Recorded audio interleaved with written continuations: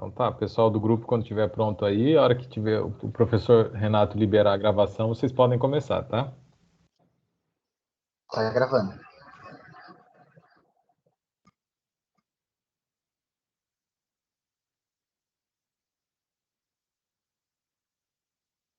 A seguir, vamos apresentar um trabalho da Faculdade de Odontologia da Universidade Federal do Rio Grande do Sul, da cadeira de Estágio em Odontogeriatria, falando sobre o município de Bento Gonçalves.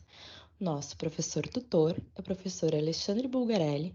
As estudantes são Ekaterine, Jéssica, Natália, Wagner e eu, Thaís.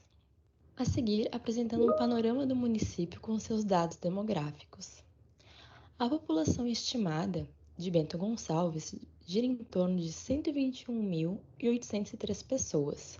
A PIB per capita gira em torno de 50.090,88. A densidade demográfica está em 280,86 habitantes por quilômetros quadrados. A área territorial de 273,576 quilômetros quadrados e o IDHM 0,778. Esses dados são do IBGE. Aqui nós podemos ver que temos 12,6% da população idosa em Bento Gonçalves, mais mulheres do que homens. 8,42% do envelhecimento, 35,42% de dependência da população idosa em Bento Gonçalves. A população idosa, existe uma estratégia do Brasil Amigo da Pessoa Idosa, que procura a integração de políticas públicas e demais setores, procurando aumentar a participação de pessoas acima de 60 anos, buscando um envelhecimento ativo, saudável e sustentável. Então, pessoal, continuando aqui sobre a cidade de Bento Gonçalves, eu vou apresentar para vocês alguns dados ambientais e socioeconômicos da cidade.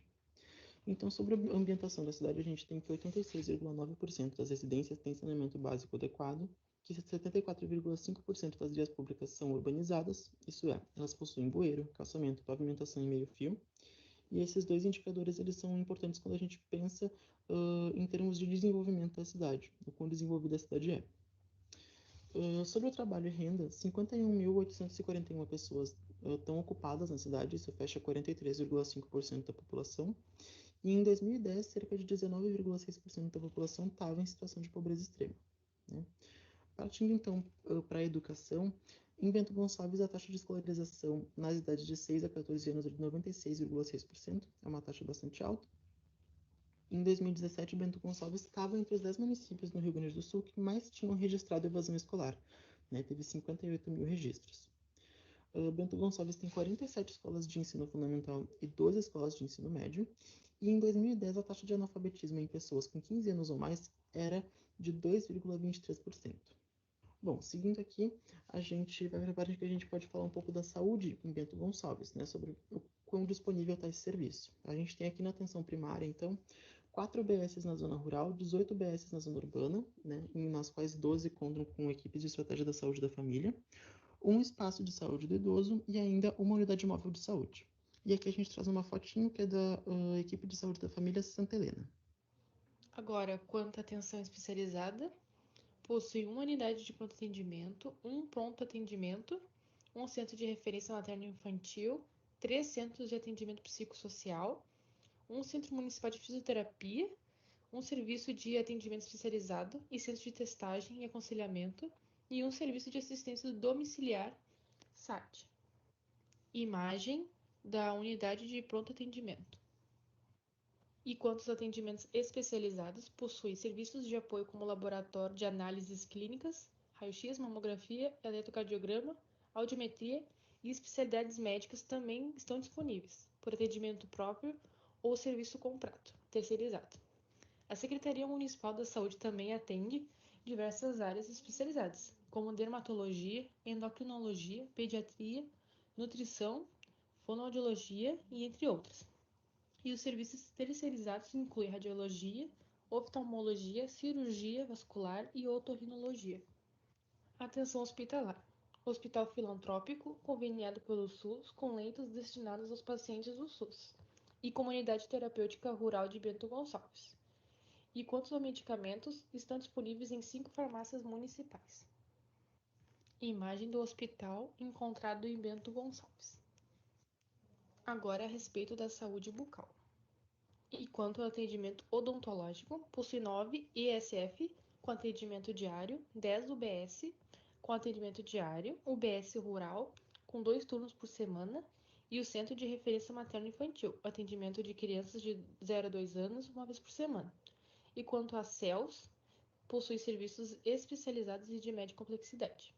O setor de odontologia de Bento Gonçalves cobre 42% da população e conta com 43 profissionais de saúde, 24 cirurgiões dentistas e 19 auxiliares de saúde bucal, dados de 2018. Instituições de longa permanência para idosos e LPIs. Bom, vocês devem estar se perguntando, o que são ILPIs? Mais adiante, eu vou falar sobre a definição mais utilizada atualmente, que foi dada pela Anvisa. Mas como esse termo surgiu? A utilização da expressão de instituição de longa permanência para idosos, ILPI, foi iniciada em comissões da Sociedade Brasileira de Geriatria e Gerontologia, a SBGG. E qual a sua história? Bom, a nível mundial, há registros de que um dos primeiros asilos do mundo foi fundado pelo Papa Pelágio II. No Brasil, o Asilo São Luís para a Velhice Desamparada, fundado em 1890 por Visconde Ferreira de Almeida, foi a primeira instituição para pessoas idosas localizada no estado do Rio de Janeiro. Essa é uma imagem de como esse local está atualmente. E em relação ao nosso município de escolha? Bom, em Bento Gonçalves, dados fornecidos pelo Departamento Municipal de Vigilância Sanitária apontam que não existe nenhuma ILPI pública dentro dos limites do município e existem 12 instituições privadas. Dessas, uma é considerada uma organização não governamental e nós vamos falar sobre elas a seguir. Aqui estão algumas das instituições de longa permanência para idosos privadas do município. Como o grupo não conseguiu obter muitas informações em sites da internet, decidimos ligar para 2 dessas instituições e marcar entrevista com seus representantes. A primeira delas foi a instituição Abvida. Ela conta com uma equipe de profissionais contendo enfermeira, nutricionista, psicóloga, psicopedagoga, assistente social, médico e fisioterapeuta. Porém, não possui cirurgião dentista, nem mesmo técnico em saúde bucal. Atividades dessa instituição incluem Dia da Beleza, da barbearia, passeios, piqueniques e aniversários, tarde do cinema, bingos, jogos, pinturas, etc. E o valor irá depender da modalidade do quarto ser escolhido, podendo variar de R$ 3.300 a R$ 5.500. A outra instituição foi a Lar do Ancião. Ela também conta com uma equipe multiprofissional que contém enfermeira, nutricionista, assistente social, fisioterapeuta e até mesmo possui convênio com o hospital local. Porém, não possui cirurgião dentista, nem mesmo técnico em saúde bucal. O ingresso nessa instituição é a partir de entrevista, exames admissionais e um teste de adaptação de 30 dias. E o valor também varia de acordo com a modalidade do quarto a ser escolhido, de R$ 2.900 até R$ 4.500. Diante dos dados coletados e das pesquisas realizadas, o grupo percebeu que o município não possui uma política municipal de saúde para regulamentar as instituições de longa permanência para idosos. Portanto, nosso trabalho irá focar na construção dessa política. E como resultados desejados, temos a criação de uma comissão de fiscalização, comunicar às autoridades competentes casos de abandono, oferecer instalações adequadas para habitação, higiene, alimentação e segurança, promover atividades físicas, recreativas, culturais e de lazer, proporcionar assistência religiosa a quem desejar, manter os prontuários que demonstrem a evolução do estado de saúde do paciente idoso e providenciar a consulta regular com os profissionais de saúde, incluindo enfermeira, nutricionista, psicólogo, fisioterapeuta, médico e cirurgião dentista. Proposta de uma política municipal de instituição de longa permanência para idosos. Agora, eu darei início à apresentação da nossa proposta de lei. Estado do Rio Grande do Sul, Município de Bento Gonçalves. Lei Municipal número 2175/2021, de 10 de maio de 2021. Dispõe sobre o funcionamento das instituições de longa permanência para idosos, ILPIs, no município de Bento Gonçalves e dá outras providências. A nossa proposta de lei foi dividida em 7 capítulos e eu vou explicar a seguir o capítulo 1, Disposições Gerais. No artigo 1º, nós definimos ILPI de acordo com as normas da Anvisa. Elas são organizações governamentais ou não governamentais de caráter residencial, destinadas ao domicílio coletivo de pessoas com idade igual ou superior a 60 anos, com ou sem suporte familiar e em condições de liberdade, dignidade e cidadania. Em seguida, nós citamos um trecho da Constituição, nos lembrando de que a família, a sociedade e o Estado têm o dever de amparar as pessoas idosas. No 3º artigo, nós falamos sobre o direito à assistência asilar, assegurado à pessoa idosa pelo Decreto 9.921. Em seguida, nós lembramos de que as ILPIs são responsáveis pela manutenção das próprias unidades, de acordo com a Lei 10.741, que dispõe sobre o Estatuto do Idoso. No 5º artigo, nós explicamos algumas definições importantes em geriatria e em gerontologia, como, por exemplo, o envelhecimento ativo, autonomia e independência. Em seguida, nós falamos um pouquinho sobre como ocorre o envelhecimento populacional e também um pouquinho da história da transição demográfica no país e no estado do Rio Grande do Sul. Finalizando o capítulo 1, nós problematizamos e justificamos a criação da presente lei. O município de Bento Gonçalves possui um considerável número de legislações a respeito da pessoa idosa. Entretanto, faz-se necessária a criação de uma lei municipal que disponha sobre o funcionamento das instituições de longa permanência para idosos, pois ainda não há uma legislação de âmbito municipal que define normas de funcionamento para as mesmas. Capítulo 2 da Comissão de Supervisão das Instituições de Longa Permanência de Idosos, COSILP. As entidades governamentais e não governamentais de atendimento ao idoso serão fiscalizadas pelos Conselhos do Idoso, Ministério Público, Vigilância Sanitária e outros previstos em lei. A COSILP é uma comissão que tem como função supervisionar os serviços ofertados nas instituições de longa permanência de idosos. A COSILP realizará um relatório a cada 6 meses. O relatório deve ser encaminhado ao Conselho Municipal de Saúde de Bento Gonçalves, bem como ao Conselho Municipal do Idoso. O dinheiro para a manutenção da COSILP deverá estar de acordo com o artigo 38 da presente lei. Da composição da COSILP, uma pessoa do Conselho Municipal de Saúde, uma pessoa do Conselho Municipal do Idoso, 2 agentes de saúde, podendo ser eles cirurgião e dentistas, enfermeiros, médicos, técnicos em enfermagem, técnicos em saúde bucal, auxiliar de saúde bucal, assim como os demais agentes de saúde atuantes no município de Bento Gonçalves, e uma pessoa maior de 18 anos que seja cidadã do município de Bento Gonçalves. Essa será a composição da COSILP. A comissão será composta, então, por 5 pessoas compondo chapa eleita a cada 2 anos. A eleição dar-se-á a cada 3 anos, no primeiro domingo no mês de outubro do ano subsequente. Compete à COSILP autorizar o funcionamento de LPIs mediante alvará renovável anualmente expedido de forma regulamentar, fiscalizar, inclusive mediante inspeção in loco, as LPIs e orientá-las acerca do cumprimento das normas de funcionamento, revogar, cassar e anular em qualquer momento a autorização de funcionamento das LPIs, interditar LPIs cautelar ou definitivamente, emitir recomendações visando a melhoria do serviço prestado pelas LPIs, indicando objetivamente os pontos a serem incrementados, assegurar o cumprimento de suas decisões por meio de poder de polícia administrativa, convocando quando necessário os órgãos competentes para tanto. Capítulo 3 das obrigações. Artigo 16 dos compromissos. Primeiro, a ILPI deve prestar o compromisso de exercer todos os direitos fundamentais da pessoa, assegurando a sua preservação de saúde física, mental, intelectual, espiritual e social, em respeito à sua liberdade e dignidade. Segundo, o diretor da ILPI tem como objetivo assegurar a manutenção da integridade em geral do idoso, para todos os efeitos legais, com formação de ensino superior que preste serviços à instituição na qual responde pela assistência, serviços e funcionamento do patrimônio. Artigo 17. Das obrigações, com todos os deveres que a LPI deve comprometer. Artigo 18. Do quadro de funcionários fixos de diferentes áreas de atuação. Artigo 19. Do quadro de funcionários conveniados com a contratação de profissionais da saúde.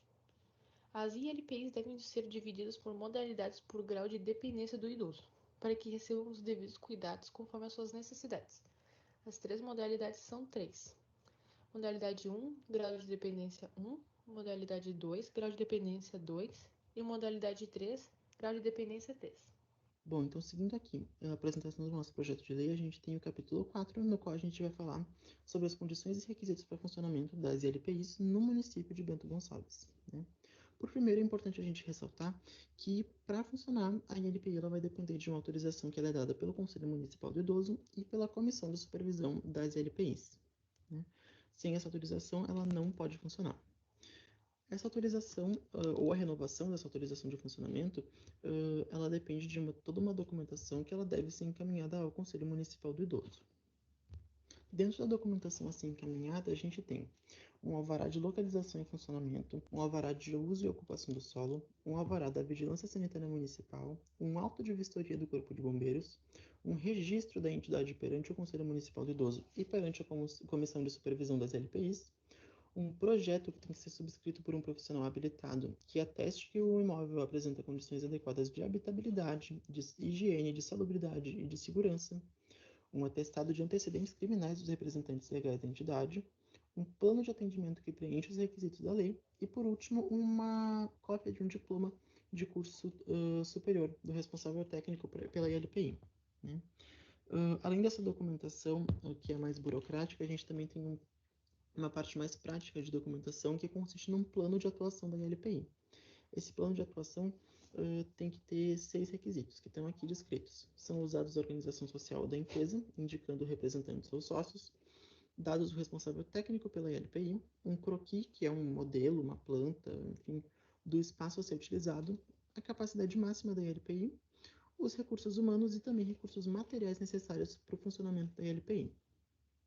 Então, dessa maneira, a gente consegue ter provado que a LPI tem condições e estrutura para receber os idosos serem acolhidos dentro dela, também que a pessoa que for responsável por ela tem conhecimento técnico e formação suficiente para, enfim, tocar esse espaço, para ser responsável pelo espaço, e também que os responsáveis por ela têm a idoneidade, que é essa, enfim, essa boa índole, né, por trás de todo o plano de atuação da LPI.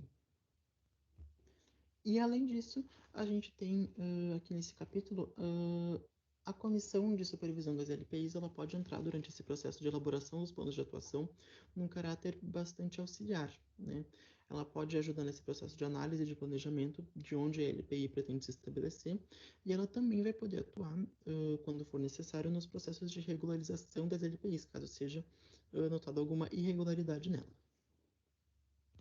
O capítulo 5 diz respeito à saúde, e nele fica definido que as instituições de longa permanência deverão providenciar cuidados em saúde de acordo com o grau de dependência dos idosos, 1, 2 ou 3.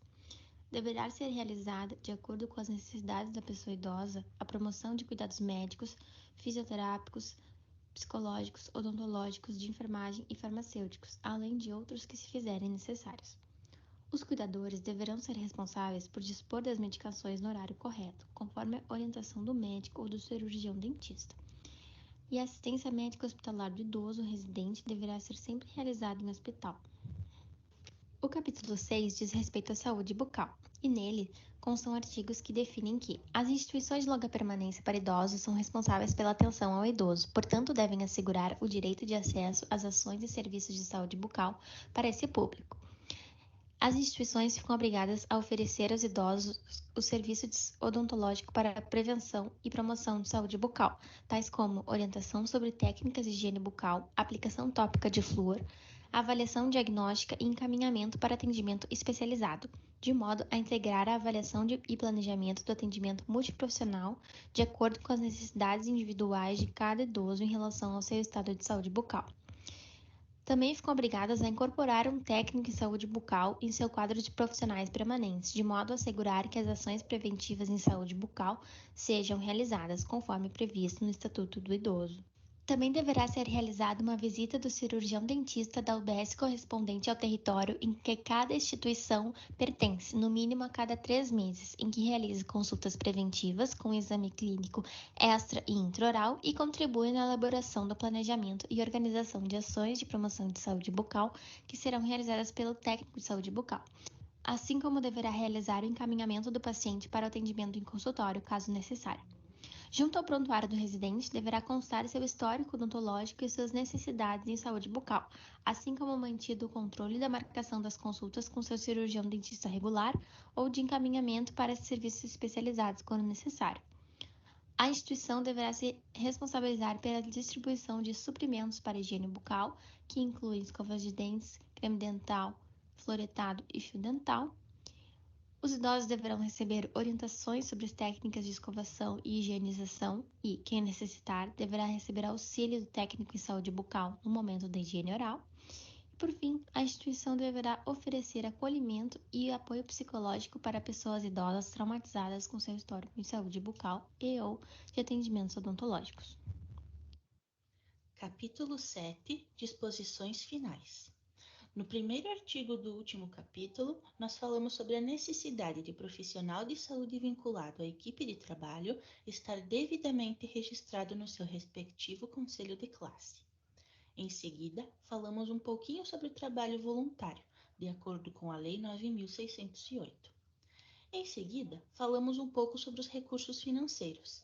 De acordo com a Lei Municipal número 5.825, que cria o Conselho Municipal do Idoso e o Fundo Municipal do Idoso do município de Bento Gonçalves, o Fundo Municipal do Idoso deve proporcionar amparo financeiro aos programas, projetos, convênios, termos de cooperação e desenvolvimento, de programas e ações dirigidas para a execução de políticas públicas de proteção e defesa dos direitos do idoso.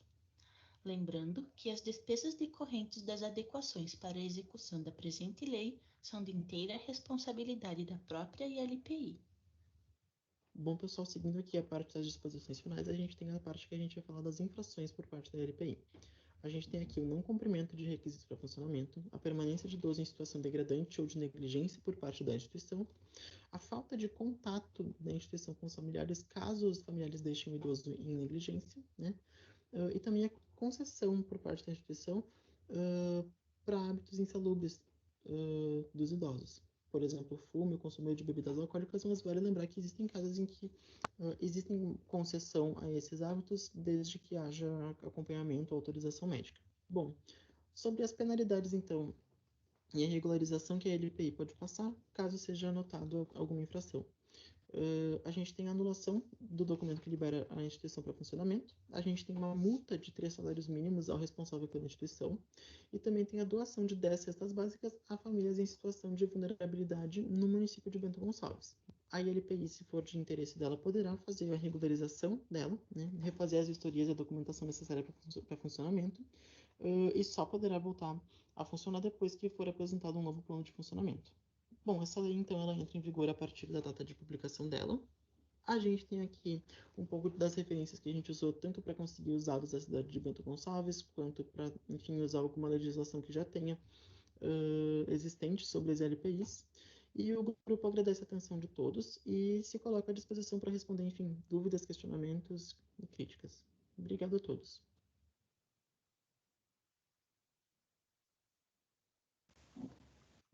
Pessoal do grupo, muito obrigado pela apresentação.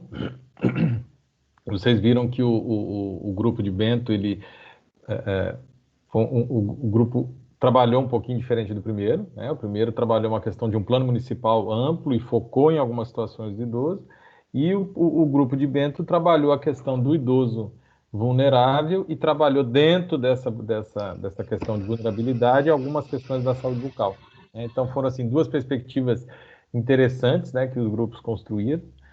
E aí, assim, eu tenho algumas curiosidades, mas agora vamos fazer como a gente fez com o primeiro grupo, né? Então, eu peço para o pessoal do grupo aí, quem quiser já ligar as câmeras, né, para a turma inteira visualizar aí vocês, e vamos deixar aberto as falas aí da turma, né? Vamos ouvir a turma, e aí, nós professores, a gente vai inserindo nossas falas e articulando aí a discussão toda. Mais uma vez, obrigado aí pela apresentação de vocês.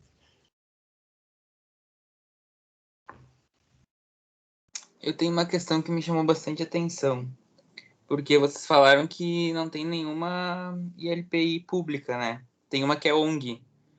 Primeiro, o que significa essa ONG, na verdade, dentro das privadas?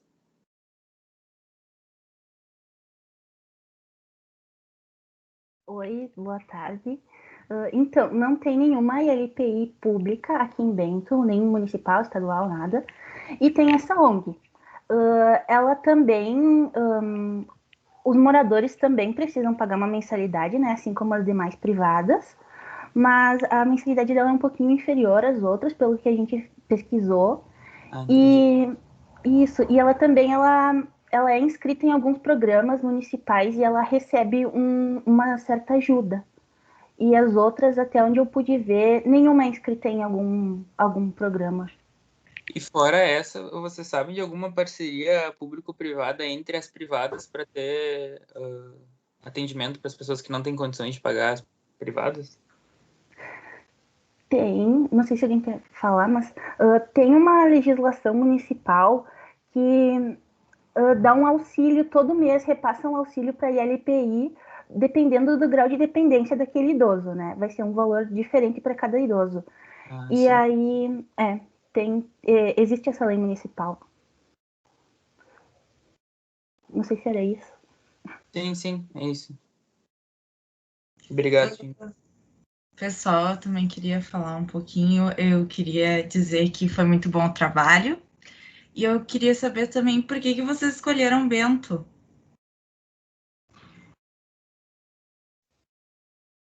Não sei se alguém quer falar. Posso falar?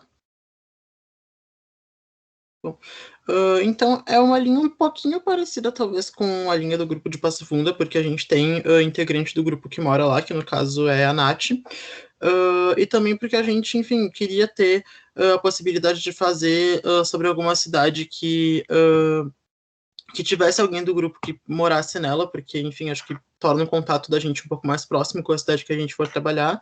E aí também, conforme a gente foi pesquisando sobre as cidades, enfim, que a gente tinha integrantes dos grupos, a gente foi vendo que algumas a gente tinha mais facilidade para conseguir informação, para ver o que tinha já sobre LPIs dentro daquela cidade, o que não tinha. E aí, enfim, também alguma cidade que tivesse alguma possibilidade da gente fazer alguma política, algum trabalho dentro, então por isso que a gente acabou escolhendo o Bento. Legal. Obrigada. Eu também fiquei curioso quanto a alguma coisa. Quando vocês entraram em contato com as LPs daqui, chegaram a responder para vocês o porquê de não ter nenhum cirurgião dentista ou algum técnico, enfim, um profissional da saúde bucal ali, porque, né? Percebe-se que ele falou... Porque ele é de Bento, né?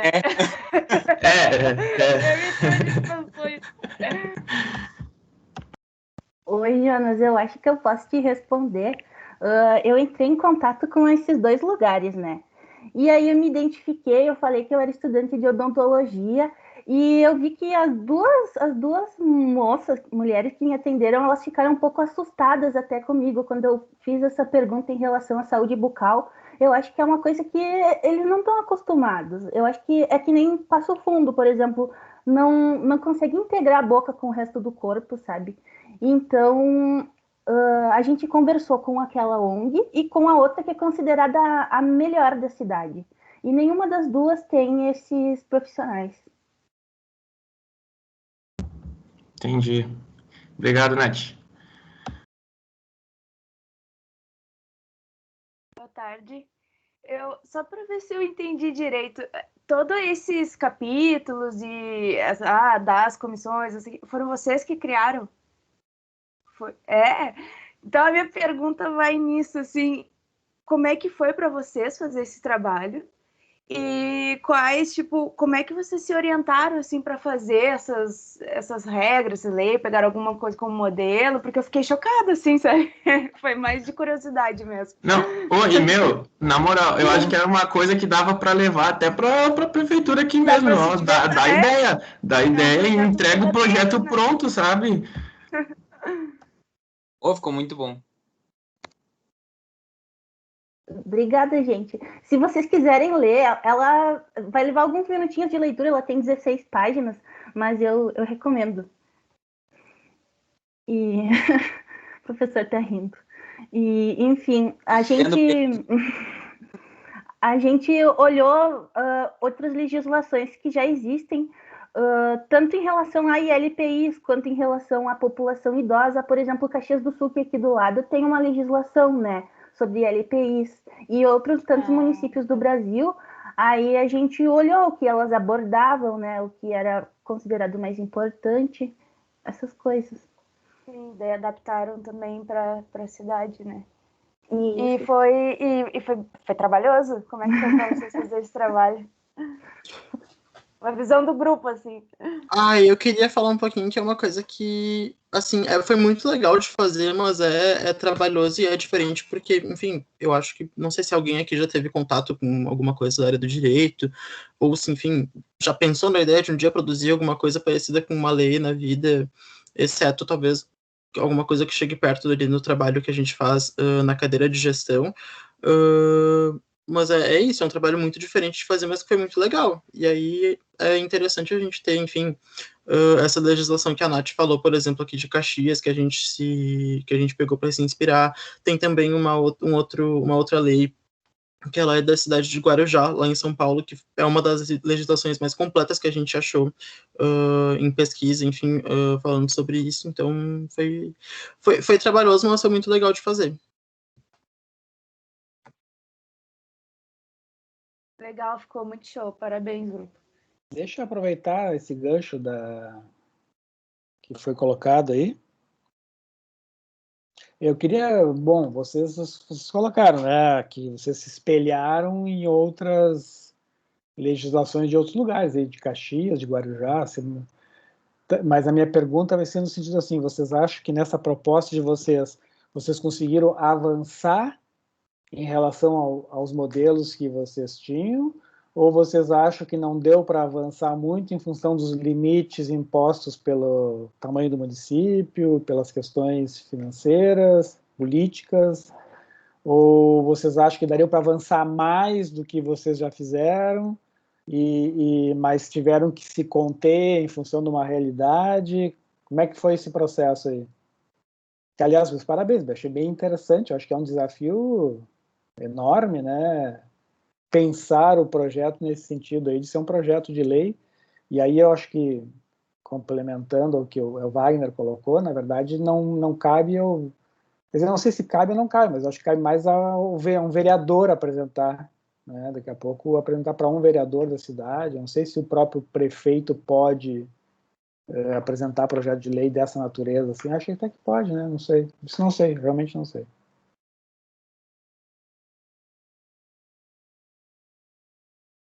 Oi, professora. Eu acho que a gente conseguiu, sim, colocar a nossa visão como estudantes de odontologia, né? A gente incluiu um capítulo específico sobre a saúde bucal, mas sem esquecer dos outros aspectos. Eu acho que a gente conseguiu olhar essas referências e avançar. E a gente tinha pensado também em relação a estágios. A gente viu que aqui em Caxias do Sul, que é a maior cidade aqui da região, tem 2 universidades de odontologia e não tem estágio em odontogeriatria, pelo menos não nas disciplinas obrigatórias. Então, a gente até tinha pensado em fazer um projeto, só que seria difícil pela questão do deslocamento, que aqui em Bento não tem, né? Teria que vir estudantes de outras cidades. Não sei se era isso.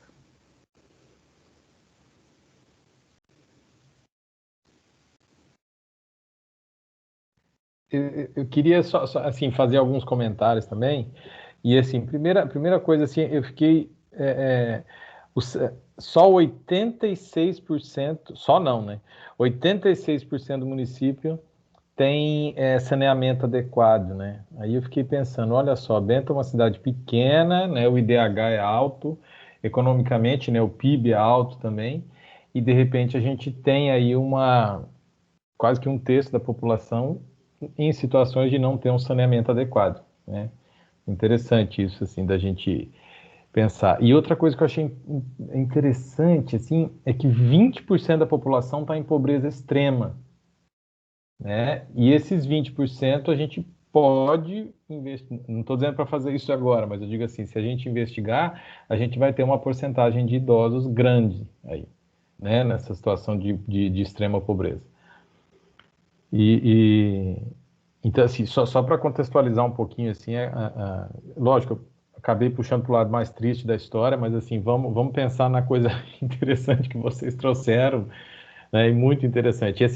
E assim, reiterando, sim, o grupo construiu todo esse projeto de lei, tá? É por isso que eu já coloquei no chat ali, porque também, quando eles iniciaram aí, quando eu li a primeira ata deles, não a primeira, mas a primeira ata em que eles trouxeram o script, vamos dizer, desse projeto, até eu fiquei chocado também. Eu falei, olha, pensei, falei, o pessoal se puxou mesmo e vai fazer uma proposta, a proposta, né? E visto que esse era o objetivo do grupo, né? Assim, da minha tutoria. Mas, enfim, só que alguns comentáriozinhos, tá? Eu gostei muito da comissão, da construção de uma comissão dentro, né? Que esse projeto traz a necessidade de se construir uma comissão, a sigla, inclusive, né? A gente trabalha muito com sigla, então achei muito interessante, já fica gostoso de ler a lei, assim, né? Eu digo na condição de professor que está lendo um produto que os alunos fizeram, isso ficou bem gostoso para mim. Aí, assim, uma curiosidade. Vocês colocam lá no capítulo 3, no artigo no 16º e no primeiro inciso do 16º artigo. Vocês falam assim, que a ILPI ela tem que preservar a saúde, aí fala a saúde espiritual, a saúde geral, enfim. E aí eu acho assim, cabe ali nesse momento a preservação da saúde, eu não sei se o termo seria esse, mas da questão financeira desse idoso, né? Porque assim, mesmo que seja uma instituição privada, pode ser que às vezes aquele idoso, ele não tem representante familiar que cuida do dinheirinho dele, e às vezes ainda não tem institucionalizado um guardião legal para cuidar do dinheiro. Então, de repente, né, entra a questão da assistência social, que também é importante dentro das instituições. Né? E eu peguei esse inciso específico aí, porque vocês pontuam bem, né, toda a amplitude da importância de se cuidar da saúde, e de repente, né, para o idoso, mesmo que ele esteja vulnerável ou esteja ali dentro de uma instituição, muitos deles são ativos e eles querem saber do dinheiro deles e querem cuidar do dinheiro e etc. Então tem que ter um respeito a essa, não digo saúde, mas enfim, respeito a essa situação financeira. Né? Então, assim, eu achei muito interessante e de repente, não estou dizendo para mudar agora, nada disso, mas assim, para a gente pensar, e para o grupo todo, para a turma inteira também pensar nessa questão da questão da violência financeira, né, que muitas vezes o idoso passa. Né? E a partir do momento que a gente tem uma lei que vai dizer assim, olha, a instituição, ela também é responsável por proteger de alguma maneira e cuidar do dinheiro de cada um dos seus moradores, né? Não se responsabilizar pelo dinheiro, por investimento, não é nada disso, mas assim, proteger. Né? Dizer assim, ó, tá aqui, o dinheiro é dele, tá essa conta, nós temos assistente social que está administrando isso, tá tudo certo, ninguém vai mexer nesse dinheiro. Né? Só para pontuar e enriquecer um pouquinho mais a proposta de vocês. E aí depois pensando no nosso lado, lá na saúde bucal, lá no artigo 35, né? Quando vocês colocam lá, achei interessante, assim, né? Porque aí vocês colocam, de repente, um atendimento, eu não sei se foi atendimento psicológico, um apoio, um suporte psicológico, para aquele idoso que ou passou por um trauma, ou tem medo de dentista, não sei. Mas, enfim, eu achei muito interessante isso. Né? E eu queria, assim, de repente, que vocês comentassem um pouquinho de onde é que surgiu essa ideia, por que vocês pensaram nisso, né? A gente sabe, a literatura mostra que tem muito...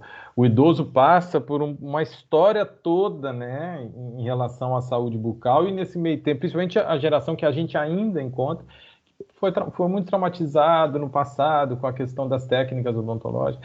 Provavelmente a geração de vocês, quando vocês estiverem lá com seus 80, 90 anos, vocês não vão ter esse histórico para contar. Vocês não vão dizer assim, me arrancaram o dente sem anestesia, né? Isso não vai acontecer. Na minha geração também, a geração do professor Renato, do professor Júlio, acho que isso também lá na frente nós não vamos poder dizer. A gente sofreu, né? Foi traumatizante, né? Mas essa geração que a gente ainda encontra, né, de idosos ali de 65 para cima, arrisco a dizer um pouquinho os mais antigos, né, os 75, 85, 95, sofreram com dentista. Isso é fato, isso a literatura mostra. Em algum momento sofreram com dentista. E aí vocês trazem isso. Então eu queria saber, assim, de onde é que veio essa ideia, o que fez vocês pensarem nisso, assim?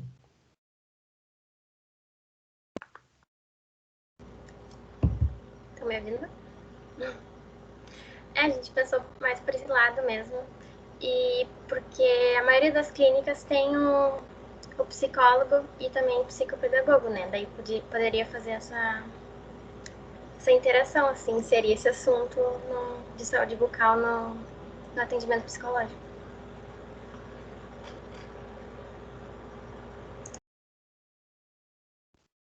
Entendi. E aí fica, então, a questão dessa profissionalidade, esse cuidado integral, inclusive utilizando a questão do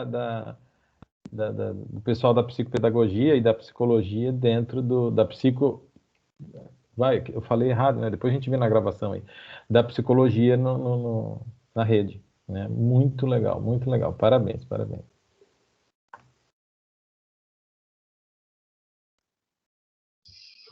Só parabéns pela apresentação, parabéns pela ideia do projeto, né? Projeto de lei, acho que vem trabalhando para fazer. Acho que a apresentação foi muito boa também, porque ela é bem formal, né? Essas imagens que vocês utilizaram na apresentação, vocês tiraram da onde? Quais são as fontes? Oi, professor. As imagens das UBS, da UBS, no caso, da UPA, do hospital também, fui eu que tirei. As outras imagens foram do Google. Tem problema em usar a imagem do Google, né? Porque todas as imagens que estão no Google lá, embora elas estejam lá, né? Elas têm direitos autorais. Você não pode usar nunca uma imagem do Google. Você tem que entrar nos sites específicos de imagens livres. Né? E aí tem vários, tem o Pixhere, tem o Creative Commons, tem vários. E daí vocês vão colocar a imagem e ou nas referências, ou embaixo da imagem, no próprio slide, tem que aparecer a fonte da imagem. Isso tudo porque a gente está gravando, né? Isso, de certa forma, está no YouTube, né? Que é uma plataforma pública. Todas as imagens que estão, mesmo as que estão no Google e que parecem ser públicas, elas não são, a menos que elas tenham também sido publicadas no site como esses disponíveis, né, de imagens free. Então, quando vocês forem fazer apresentações desse tipo, né, que aparece idoso, né, a gente fala bastante, tem que ser no site de imagens free. E tem bastante, vocês vão encontrar bastante. Eu achei a lei que vocês propuseram, ela bem completa. Mas veja bem, o que acontece se vocês interditam uma LPI? Vocês sabem o que acontece? Não está previsto na lei.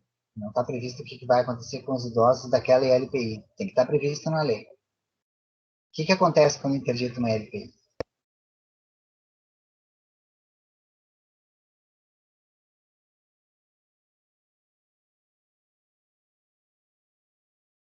Calma, não falem todos ao mesmo tempo. Na nossa proposta, a gente até colocou um prazo de regularização, né? Mas a gente não especificou, caso elas não se regularizem, o que aconteceria com os moradores. Tem que ter. E assim, tudo certo, tu ir numa LPI, fazer uma ação de fiscalização, perceber que ela não está adequada, e aí propor um tempo para ela se regularizar e tal, assim, um termo de compromisso e tal. E numa nova fiscalização você descobre que ela não tem condições de continuar funcionando. Ela é interditada. Para onde vão os idosos? Quem vai cuidar deles? Tá? Isso tem que estar previsto na lei. Então, em Porto Alegre, que é o exemplo que eu conheço, seguidamente são interditadas instituições que não passam na fiscalização. Quem faz isso em Porto Alegre é a Anvisa. Né? Conheço até um fiscal que faz isso. Eles já têm que ter previsto para onde essas pessoas vão ser. No momento do ato da entrega da interdição, do documento de interdição, já tem uma destinação específica para cada idoso. Todo um fluxograma tem que ser seguido para que ele possa ser acolhido de imediato. condições de dignidade, né, de suporte, etc, etc. Então, vocês têm que colocar um inciso lá, algum lugar, onde esteja previsto que, em casos de interdição de uma instituição, será previsto um fluxograma de recondução dos idosos a outros lugares, etc, tal, contratualizados com a prefeitura, sei lá,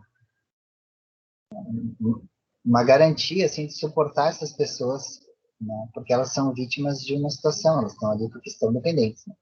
Não são elas que vão ter que procurar, ou as famílias. Mas bem legal. Deixa eu entender, vocês querem que cada ILPI tenha um técnico de saúde bucal, isso? Contratado, pago pela ILPI. E aquela que não obedecer a esse critério, pode inclusive ser fechada, né?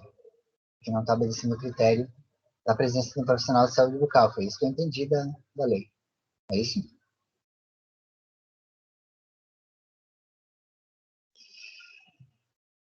Bom, eu não acho que está errado, mas vocês vão de convir que tem ILPIs que tem assim, 12 doses. Se vocês procurarem, vocês vão encontrar casas geriátricas, né? Com 12 idosos. Tem ILPIs que são super pequenas. Aqui em Montenegro, onde eu moro, tem uma que é uma casa de 6 dormitórios, que abriga 12 idosos. Não se sustenta o técnico de saúde bucal para uma casa geriátrica com 12 idosos. Não tem de onde tirar dinheiro. Eles têm que ter cobertura para assistência médica, técnico de enfermagem, técnico blá blá blá, não sei o que, nutricionista, cozinha. E se a legislação colocar eles na parede, obrigando a ter um técnico de saúde bucal ou fechar as portas, eu acho que a lei está sendo um pouco intransigente. Eu acho que essa lei ela tem que encontrar alguma transigência no sentido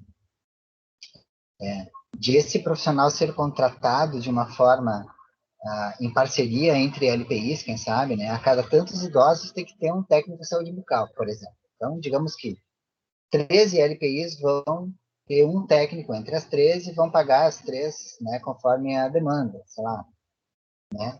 E esse profissional vai ser contratado com ISSQN, né? Ele vai ser um dentista, vai ser um técnico, vai ser contratado e vai prestar um serviço terceirizado, porque senão vocês vão onerar muito. Se uma instituição de longa permanência tem que ter um funcionário técnico de saúde bucal, tu tem que pagar para ele 13º, fundo de garantia, seguro, fica muito caro. Se nem na UBS em Porto Alegre, nem em Porto Alegre, nas UBS, tem dentista do SUS, tá? É tudo terceirizado. Não sei se eu fui suficientemente enfático, né, nisso que eu quis dizer. Vocês imaginem, né, como é que a gente vai sustentar economicamente a ter um técnico se a gente tem uma baixa demanda. Sei lá, um asilo grandão, assim, né, 100 pessoas, com certeza precisa um técnico de saúde bucal. E eu acho genial. Acho genial. Acho que esse profissional ele tem que estar... Inclusive, assim, numa boa, um auxiliar em saúde bucal, tá, bem qualificado, ele pode fazer também, por um preço mais em conta, já que a gente está transformando tudo em Uber, né? Daqui a pouco o professor de vocês vai ser pelo sistema Uber também. Vai ser uberificado o professor da universidade. Mas eu quero dar os parabéns para o grupo. Eu acho que vocês foram, primeiro, muito originais. Eu acho que vocês tiveram, para essa proposta de estágio em ensino remoto, vocês tiveram, sim, um desempenho brilhante. Muito bom. E eu não posso falar essa palavra aqui, né, porque é de baixo calão, né, mas toma, Caxias. Ó, agora já tem um projeto em Bento também. Vocês que se acham, né, Caxias. É isso? Obrigado. Professor, em relação ao técnico, eu estou aqui olhando a nossa lei, o artigo 18 seria dos funcionários fixos e o artigo 19 dos funcionários conveniados. Será que não daria só para trocar o TSB de artigo, de posição? Sim, porque em conveniados aí entra o terceirizado, o uberizado, né? Essas coisas. Obrigada. Claro que todo mundo gostaria que a gente tivesse profissionais sendo pagos pela CLT, né? Eu não sou contra a CLT, muito pelo contrário, sou um dos defensores da CLT. Mas a gente tem que, como o professor Júlio falou, né, entender o momento histórico, político e econômico que a gente vive. Né? A gente tem que poder oportunizar para essas pessoas o cuidado sem onerar muito, né? Porque daqui a pouco todas as instituições se reúnem e põem um advogado para se defender, sai muito mais barato pagar um advogado para se defender da lei do que pagar os profissionais que vocês estão propondo nesse país que a gente vive. É mais barato conseguir uma sentença, entendeu? Favorável. Não sei se eu me expressei. Do que, de fato, obrigar as pessoas a cumprirem a lei, inclusive quando a gente está falando de município. Então, tem que fazer o joguinho aquele, né, e terceirizar para poder ter, basicamente. Certo? Não sou a favor. Mas entre não ter e ter um terceirizado, né? Tá? Mas muito obrigado.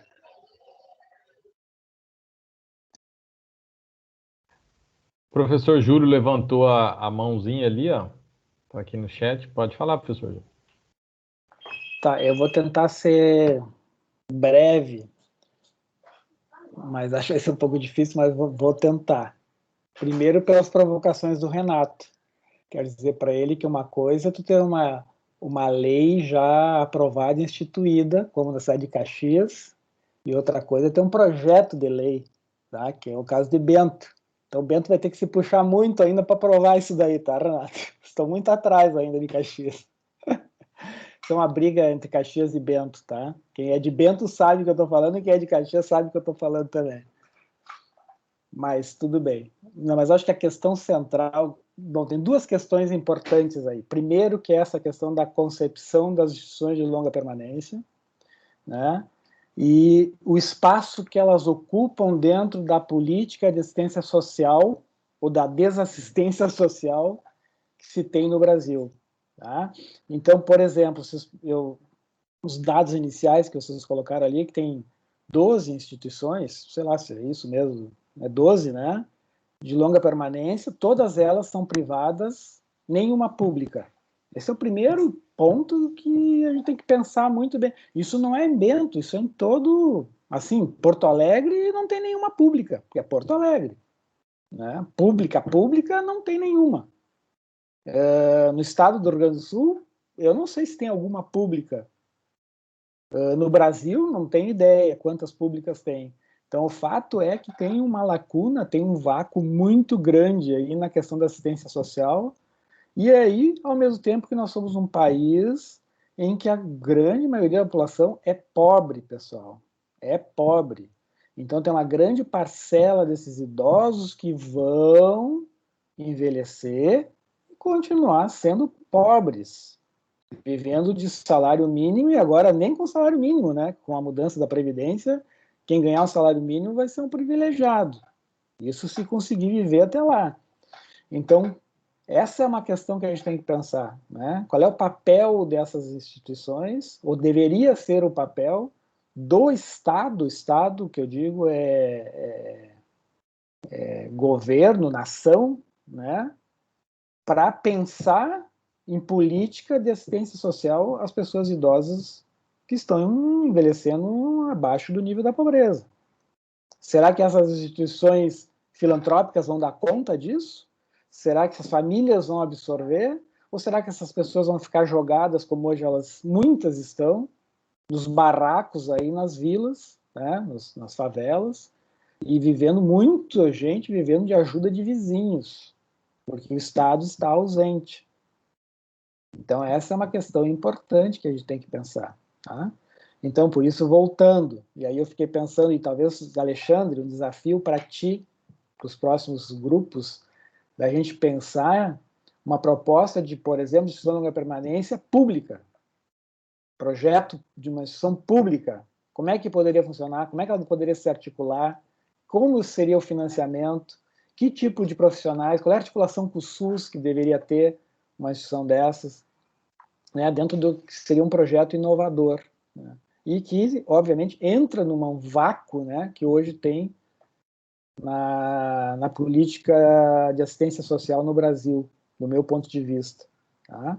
Então, assim, ó, vocês estão voltando ao trabalho do grupo, que eu achei, né, tão de parabéns, com certeza, vocês pegaram uma realidade aí no município que realmente precisa também. Existem já as instituições que estão por aí, privadas ou ONGs, ou, enfim, filantrópicas, né, que precisam ser regulamentadas. Tem uma regulamentação geral? Tem.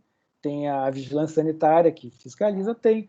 Mas se a gente conseguir avançar numa legislação que traga mais, por exemplo, dignidade, mais humanidade, né, que garanta um atendimento, uma atenção de maior qualidade, sem dúvida isso aí é um salto gigantesco. Tá? Então, o que eu queria trazer para vocês assim, é pensar, de repente, dar uma olhada de novo nesse projeto de vocês de lei e ver se a gente não poderia dar uma qualificada no sentido de humanizada nele. Eu sei que tipo assim, a gente quer transformar em lei coisas que são políticas mais gerais, né? E que às vezes está na lei, mas a gente não consegue na prática fazer isso, né? Então tá lá na Constituição que ninguém deve passar fome, que todo mundo tem direito à saúde, à educação no Brasil, e na prática não acontece isso. Mas está na lei, está na Constituição, que lá na Constituição diz que a gente tem direito à liberdade, não sei o quê, de falar o que pensar, não sei o quê. Hoje em dia esse direito está ameaçado, né?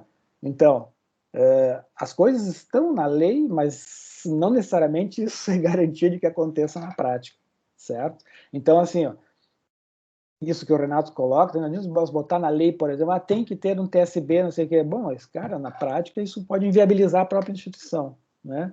Então, talvez flexibilizar no sentido de pensar articulações, para um X número de pessoas, não sei o que e tal, pode-se pensar em consórcios, né? Integrando diversos profissionais, articulação com o Sistema Único de Saúde da cidade, com as equipes de saúde da família. Isso tudo pode constar, e isso no sentido de avanços, né, de humanização da própria lei, né, garantindo, então, uma qualidade maior da assistência. Desculpe, eu me alonguei demais, mas o tema ele é um tema difícil mesmo, por essa questão toda, né, mas eu acho que vocês tiveram muita coragem e achei muito, muito legal, e agora eu acho esse desafio aí para o Alexandre pensar numa proposta de uma LPI pública, como é que ela funcionaria, como é que seria o financiamento, quem é que teria acesso, como é que, né? Oi, qual é a cobertura que teria? Oi. A gente teve essa ideia e a gente pesquisou bastante. Aqui no estado eu não encontrei nenhuma. Eu encontrei uma em Itiquira, no Mato Grosso, uma municipal, que foi criada em 2018. Mas pelo que eu pude ver, são bem poucas mesmo. São poucas. E assim, e no Rio de Janeiro tem uma que, se eu não me engano, ela é muito, muito, muito antiga e parece que agora ela foi privatizada, vamos dizer. E se eu não me engano, em 2 cidadezinhas na Bahia, isso assim, eu estou falando de um congresso que eu fui há um tempo atrás e eu me lembro que eu assisti a apresentação ali, que também tem. Mas assim, são municipais, como a Natália descobriu aqui no município, em outro município, e são mantidas pelo poder público municipal. Então, assim, geralmente são cidades pequenas, né, que têm uma demanda pequena de idosos que necessitam de instituições de longa permanência, mas realmente é um desafio muito grande. E, assim, eu acho que né, o desafio que eu digo, assim, é a questão que o professor Júlio pontuou, mas eu acho que é nesse momento, a gente fazendo a cabeça, trazer os nossos alunos para pensar e para problematizar sobre isso, é que a gente consegue construir e vencer desafios. Então, assim, eu acho que realmente fica a proposta de, né, a gente não sabe como é que vai ser o estágio no semestre que vem, enfim, tal, mas eu acho que a gente tem sim esse desafio de pensar na coisa pública, né, de pensar assim, quem sabe Bento Gonçalves um dia, daqui, sei lá, 5 anos, 10 anos, vai ser o primeiro município do Rio Grande do Sul que vai ter uma instituição pública, né? Ou Caxias, não sei. Aí sim, aí vai ficar à frente de Caxias, vamos apostar nessa. E eu tô votando em Bento, acho que Bento vai matar pau. Caxias? Eu também acho. Caxias. Aposto mais em Bento, principalmente no Vale dos Vinhedos ali, né, Renato? Claro, muito mais legal. Nem se compara. Mas assim... Eu nasci em Farroupilha, eu tô no meio, eu sou... Ô, Júlio, tu é de Farroupilha? Eu sou nascido em Farroupilha, mas me criei em Caxias. Eu achei que tu era nascido em Caxias. Não. Mas, assim, pessoal, eu não sei se a gente pode encerrar também a apresentação agora desse grupo, porque, assim, eu fiquei muito feliz com a arguição, dos dois grupos, na verdade, e os dois grupos me surpreenderam, né, e estão de parabéns, né, e foi realmente, como os próprios colegas aí pontuaram, né, eu imagino que foi eu acompanhei, né, pelas atas ali tudo, mas eu imagino que foi muito difícil para o grupo estudar essa questão, como o Wagner pontuou, né, a questão do direito, né, vamos dizer, para a construção de tudo isso. Então, assim, parabéns, tá? E eu não sei se a gente já parte para o próximo grupo ou se vocês querem fazer uma pausinha aí de uns 3, 5 minutos.